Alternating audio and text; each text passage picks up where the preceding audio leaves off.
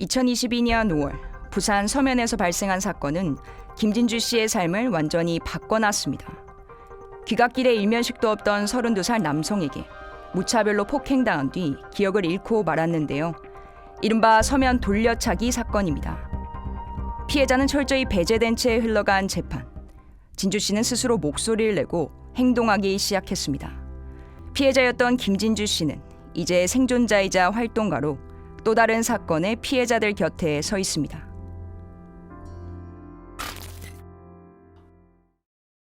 안녕하세요. 오늘 맞다이가는 조금 무겁지만 중요한 주제를 다뤄보려고 합니다. 앞서 영상에서 보셨듯 2년 전 부산 서면에서 발생한 일명 돌려차기 사건의 생존자 김진주 씨를 모셨습니다. 안녕하세요. 안녕하세요. 네, 지금 싸울게요 안 죽었으니까라는 제목의 책을 내셔서 작가로도 활동하고 계시잖아요. 네. 그리고 교제폭력 관련 취재를 이어가고 있는 조민희 기자도 함께 모셨습니다. 네, 안녕하세요. 네, 진주 씨가 겪은 돌려차기 사건은 CCTV가 공개되면서 사회에 큰 충격을 주기도 했고 그래서 많은 시청자분들이 아마 기억을 하실 것 같습니다. 저희 MBC에서도 계속 추적을 했었고 1심에서 가해자 이현우가 12년을 선고받았는데 대법원 확정 판결이 20년, 8년이 늘었습니다. 그 결정적인 계기가 있었잖아요. 조민희 기자가 먼저 설명을 해주세요. 네, 검찰이 2심에서 이제 피해자 청바지에서 이현우의 DNA를 이제 발견을 했거든요. 그러면서 당초에 살인 미수 혐의에서 강간 살인 미수 혐의로 공소장을 변경했습니다. 이걸 2심 재판부에서 받아들였고 이제 대법원에서는 원심 확정 판결을 내렸습니다. 검찰이 공소장을 변경하는 일이 흔치는 않잖아요. 어떻습니까? 사실 2심에서 제목이 바뀌는 경우가 거의 없다고 저는 들었습니다. 그리고 이 상황에서도 뭔가 이 제목을 변경을 해야 하는 게 사실 저는 굉장히 쉬운 단계라고 생각을 했는데 한 1년이 걸릴지는 상상도 못했던 것 같습니다. 그리고 진주 씨는 당시에는 기억을 완전히 잃었기 때문에 본인이 실제로 어떤 피해를 당했는지 증언을 할 수도 없는 상태였잖아요. 그래서 사법 체계를 직접 경험하면서 좀 답답한 면도 있었을 것 같아요. 뭔가 이 사법 체계에 대한 기대를 어떻게 보면 많이 했다라고 생각을 할 수가 있는데 제가 기억 상실이 있었기 때문에 어떻게 보면 사건이 굉장히 궁금했고 어떤 가해자의 그 정체가 궁금했고 하지만 이 기록 자체도 피해자가 열람할 수 있는 권한이 없더라고요. 그래서 이 상식상 내가 알고 있는 사법 체계와 현실상 사법 체계는 굉장히 괴리가 있다라는 생각을 하게 된 것 같습니다. 지금 생존자들과 연대해서 활동하는 그런 활동을 하고 계신데 그때 경험이 피해자들을 돕게 된 결정적인 계기가 됐을 거잖아요. 근데 어떤 부분을 주로 돕고 계세요? 제가 그 사건 당시에 26살이었는데 26살인 제가 보기에도 상식상 이해 안 되는 것들이 굉장히 많았어요. 저한테 가장 궁금해하시는 거는 기록을 어떻게 받으셨어요? 그런 얘기를 굉장히 많이 들으시는데 형사 사법 체계에서 피해자가 기록을 열람할 수 있는 권한이 많이 없다 보니까 저는 이제 민사에서 문서송부 촉탁을 해서 형사 재판부에다가 이걸 요청을 해야 된다. 이런 복사 단계를 이렇게 조금 도움을 드리고 이제 근데 사실 이게 굉장히 흔치 않은 경우라고 해요. 그렇다 보니까 많은 분들이 거의 모르시고 기록이라고 하면 뭐 어떤 기록이에요? 모든 재판 단계에 있는 그 기록들 CCTV 이런 건 다 볼 수 있죠? 아니요. CCTV도 못 봐요. 네. 그때 근데 경찰 가서 보시긴 했는데. 네, 잠깐 봤어요. 근데 어떻게 보면 피해자 유가족분들은 그때 제정신이 아니세요. 그렇죠. 근데 그 상황에서 보여준다고 해서 뭐 얼마나 그렇게 자세히 기억을 하시겠어요. 예. 제 가족들도 무슨 서류들을 받고 이랬는데 다 까먹었는데 유가족은 어떻겠어요. 그럼 일단 법적인 대응으로 들어간 이후에 다시 그거를 재차 확인하려고 하면 그런 절차는 없다는 거죠. 네. 기록 열람, CCTV나 아니면 가해자가 어떤 주장을 했는지 아니면 심지어 어떤 제목을 바뀌었는지조차도 피해자가 접근하기가 굉장히 어렵습니다. 그렇다 보니까 내가 알지도 못하는 재판에 나서기가 굉장히 어려운 상태고 제가 있었을 때는 2022년이었기 때문에 성폭력 범죄 피해자는 국선 변호사가 있었지만 살인 미수 피해자는 국선이 없었어요. 그렇다 보니까 이 법적인 조력을 가해자는 다 받는 것 같은데 그럼 그 당시 이현우는 국선 변호사를 선임했나요? 네. 그럼 진주 작가님은 아무도 없고? 그렇죠. 저는 결국에 민사소송으로 기록을 받기 위해서 사선을 선임을 했죠. 그렇다 보니까 되게 괴리감이 느껴지고 국가한테 굉장히 배신감을 많이 받았고 어떻게 보면 많은 전과가 있는 사람인데 이 교정이 다 되지 않은 사람을 다시 내보는 것도 너무 원망스럽다는 생각을 많이 했었고 CCTV나 뭐 이런 기록 열람에 대해서도 굉장히 어려운 과정을 거쳐야 되다 보니까 피해자분들이 피해자 지원금을 받더라도 굉장히 서류가 많아서 20대 여성도 이렇게 힘든데 조금 장애가 생기셨거나 아니면 조금이라도 트라우마가 있어서 집을 못 나오시는 분들은 아무것도 못하겠다. 모든 이 지원금은 다 유선으로 문의를 하게 돼 있어요. 그리고 오프라인으로 신청을 해야 되기 때문에 이 지금 초혁신 시대라고 하는 2024년에 이 온라인 신청도 하나 안 되는 이 피해자 지원 제도가 말이 되냐라는 생각을 했었던 것 같고 결국 어떤 과정에서 꼭 어떤 사각지대들이 항상 이 피해자분들에게 존재를 하더라고요. 제도들도 보면 이건 좀 너무 실속이 없는데 라고 생각하시는 부분들도 굉장히 많잖아요. 근데 그건 결국 당사자들에게 아무도 묻지 않아서라고 생각합니다. 그리고 경찰이 그런 문제를 바라볼 때 피해자에 대해서는 피해자 유족에 대해서는 감정적이라고 칩을 해버리고 그리고 가해자에 대해서는 어리다 초범이다 같은 또 사유를 대요. 제가 이제 경찰 기자로서의 경험을 좀 비춰보면 범인 잡았으니까 됐지. 약간 그런 접근이 많은 것 같아요. 뭔가 이 사법 체계에서 피해자의 회복보다는 사건 종결에 더 힘을 맞아요. 쓰는 게 네. 조금 크지 않나라는 생각을 하면서 우리가 조금 그런 얘기를 하잖아요. 무고한 피고인을 만들면 안 된다. 네. 대신에 좀 확실한 피해자들을 먼저 도와주면 안 되나라는 생각을 하게 되는 것 같아요. 네. 본격적으로 이후 사건들에 대해서 얘기를 좀 나눠보겠습니다. 올 1월에 발생한 부산 진구 스토킹 추락사 사건인데 이 사건이 처음에 20대 여성이 건물에서 단순 추락사를 했다라는 신고가 접수가 되면서 시작이 됐잖아요. 조민희 기자가 계속 취재를 해봤더니 그 사건이 단순한 추락사가 아니었잖아요. 어떻습니까? 일단 처음에 남자친구가 본인이 이제 집 밖으로 나왔는데 여자가 떨어졌다라고 경찰이 진술을 했거든요. 근데 이제 이게 나중에 진술이 바뀌어서 집 안에 같이 있었다라고 했습니다. 이게 수사 초기에는 굉장히 중요한 사실이거든요. 네. 이 내용을 밝히지 않았고 저희가 장례식장에 가서 유족들을 통해서 이 내용을 듣고 이제 경찰에 확인을 했습니다. 그리고 애초에는 사실 이 사건이 단순히 이제 추락사로 됐었는데 이후에 이제 보도가 이어지면서는 폭행 협박 혐의만 적용을 해서 입건을 했었어요. 그런데 이제 추후에 계속해서 보도를 통해서 스토킹 정황이 드러났죠. 예를 들면은 사망 당일에도 이제 여성 무작정 찾아와서 끌고 가려고 했었고 이 여성은 그게 무서워가지고 사실은 지인한테 이제 집에 데려다 달라라고 했었는데 그 집안에 남성이 있었던 거죠.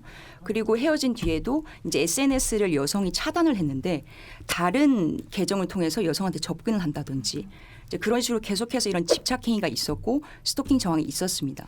그런 걸 저희가 이제 추가 보도를 계속 이어가다 보니까 이 경찰에서 조사를 통해서 심지어 메시지를 하루 동안 400여 차례나 보낸 사실까지 확인을 해서 스토킹 혐의를 석 달 만에 적용했습니다. 취재를 할 당시에도 조민희 기자가 경찰도 접촉을 하고 유족도 접촉을 했었는데 경찰의 반응이 썩 유쾌하지는 않았죠.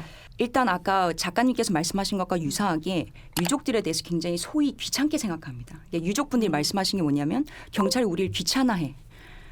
이런 말씀을 계속 많이 하셨고, 네. 근데 경찰에는 사실은 이제 이건 유튜브니까 할 수 있는 말인데요. 굉장히 사자 명예훼손적인 발언도 많이 하셨고 가장 많이 했던 얘기가 두 사람의 일인데 기자인 너가 더 어떻게 알 수 있느냐.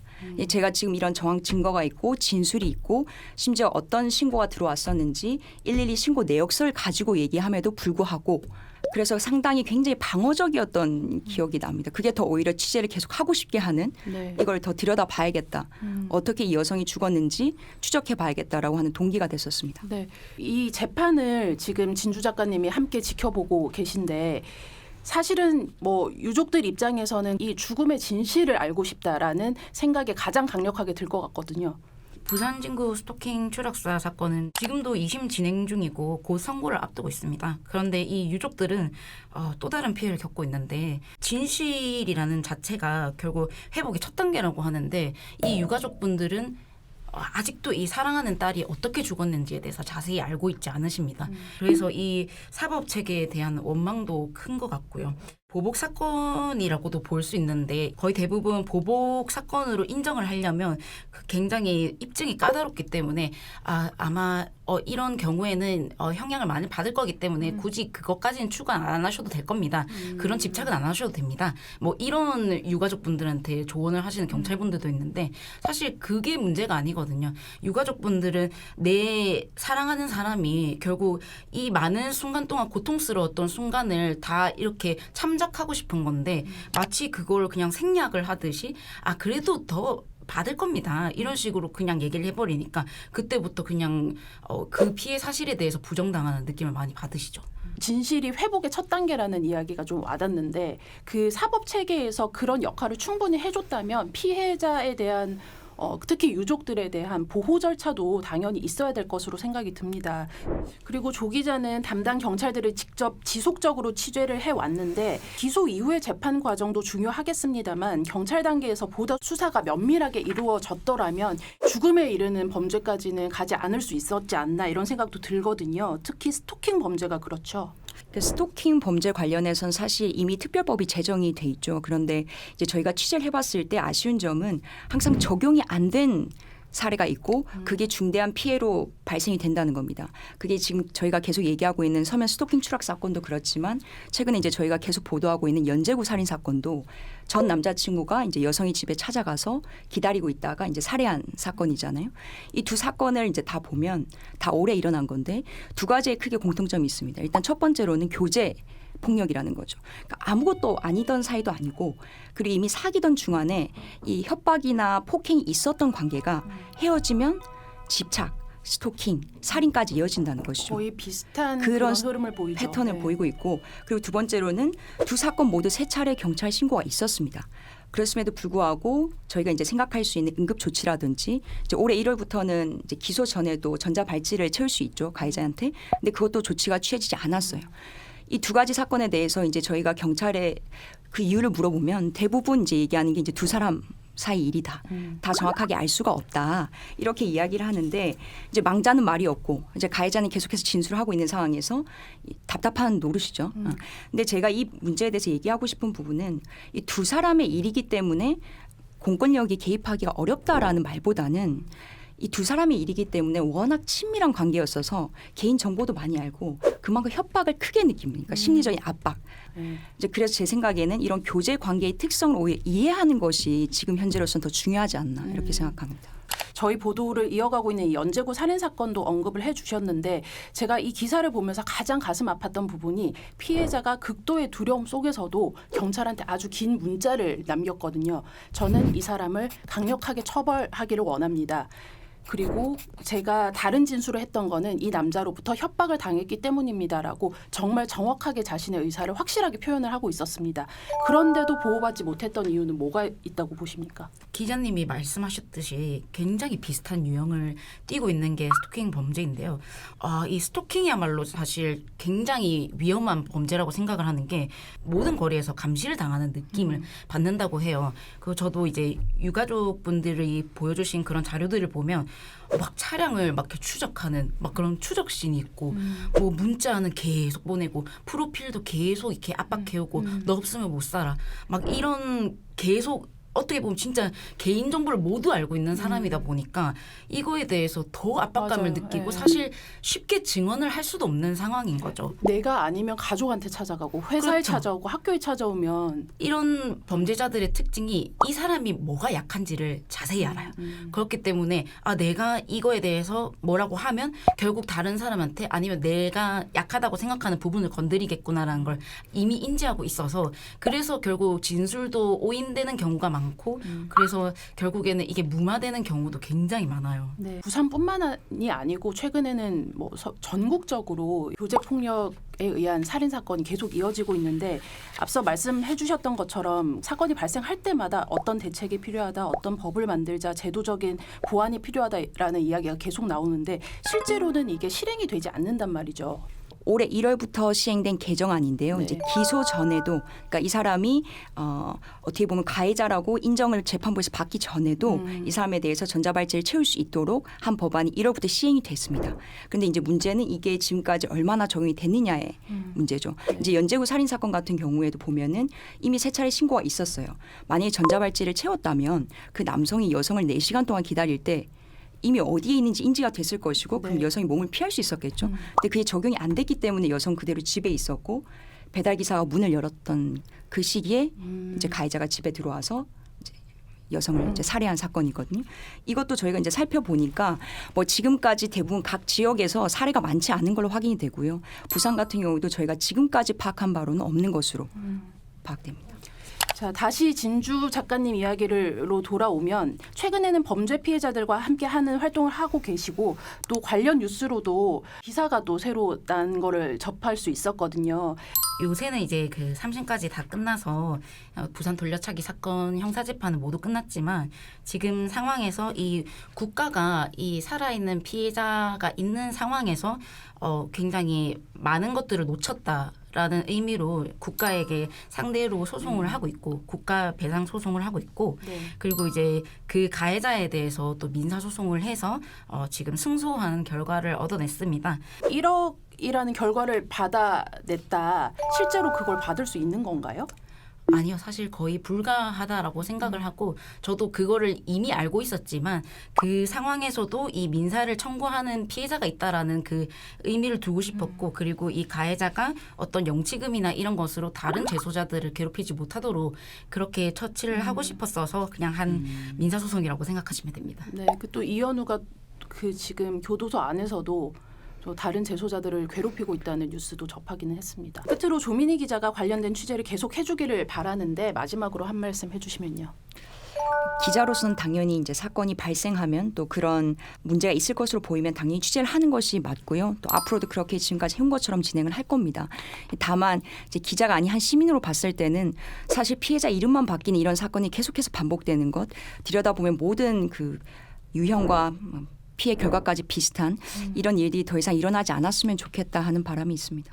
진주 작가님 제가 인스타그램도 팔로우하고 있고 유튜브도 구독을 하고 있는데 그 글 중에 제가 좀 인상적이었던 게 트라우마를 외상 후 스트레스 뭐 이렇게 표현을 자주 하는데 외상 후 성장이라는 단어가 있더라고요. 그래서 오히려 그게 진짜 진주 씨를 묘사하는 단어지 않나 이런 생각이 들었습니다. 어떤 메시지를 전하고 싶으세요? 저는 모든 형사사법 단계에서 최선을 다하자라는 생각을 했어요. 왜냐하면 아무 액션을 취하지 않다가 난중에 미래에 가서 후회를 하면 그것만큼 힘든 게 없다라고 생각을 했기 때문에 지금 이 과정을 거치고 계신 분들이라면 그냥 두렵다고 피하지 말고 차라리 오롯이 받아들이면 오히려 그 스트레스의 장애가 급감을 하더라고요. 경찰이 아니더라도 꼭 지지자나 아니면 정신과에 가서 그 상담 내역을 꼭 남기셨으면 좋겠어요. 내 마음이나 어떤 그 신고를 하고 싶은 마음이 언제 바뀔지 모르기 때문에 기록은 정말 중요하다고 생각합니다. 그래서 정서적인 지지자를 찾는 건 꼭 중요하고 그 도움을 줄 수 있는 사람이 굉장히 생각보다 많습니다. 네. 그러니까 조금 더 힘을 내셔서 아무한테나 조금 기대셨으면 좋겠습니다. 그러면 진주 작가님 인스타그램으로 DM 보내도 돼요? 그럼요. 오늘 좋은 말씀 감사합니다. 그리고 어려운 걸음 해주셨는데 사실 제가 생각했던 것보다는 너무 이게 방대한 이야기를 잘 해주셔가지고 너무 감사합니다. 그리고 앞으로 활동도 제가 항상 지켜보고 응원하도록 하겠습니다. 감사합니다. 감사합니다. 네, 오늘 와주셔서 감사합니다. 고맙습니다. 감사합니다.